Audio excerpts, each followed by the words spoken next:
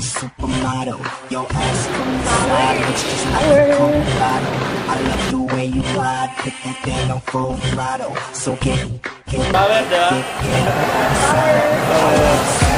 Ngayon, dito kami sa Toyota Quezon Avenue para ilabas ang aking sasakyan.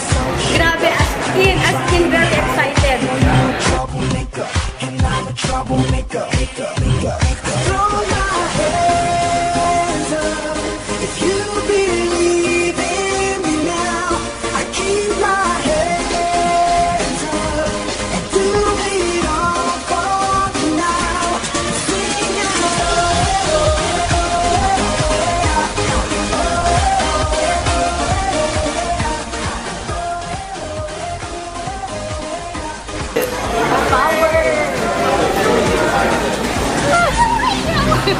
Power TV Global!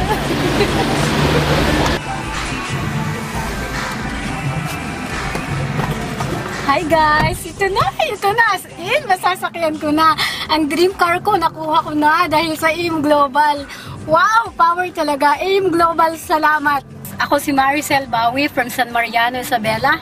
Grabe, as in, ginawa ko lang to ng 8 months as part-time, ha.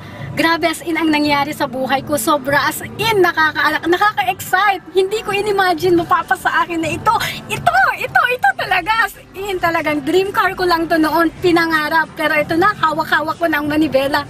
Alam nyo guys, dati akong OFW, grabe, ang hirap sa ibang bansa. Ang hirap malayo, nasa iyo ang pagtitiis, nasa iyo yung pagsisikap talaga para makuha mo lahat ng gugustuhin mo. Kaya kayo, china-challenge ko kayo.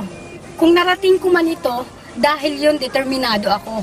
Salamat sa AIM Global na nagbigay sa akin ng magandang oportunidad na ito para makuha ko lahat ng gugustuhin ko.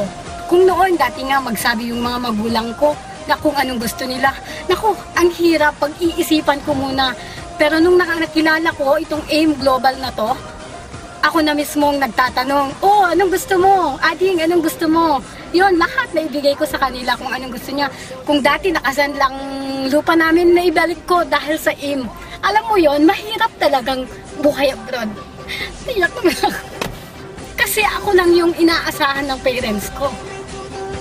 Pinaghirapan nila akong pag-aralin. Ngayon ako yung parang breadwinner sa amin. Ang hirap kitain ng pera. Pero nung nasa AIM ako, grabe. As in talaga.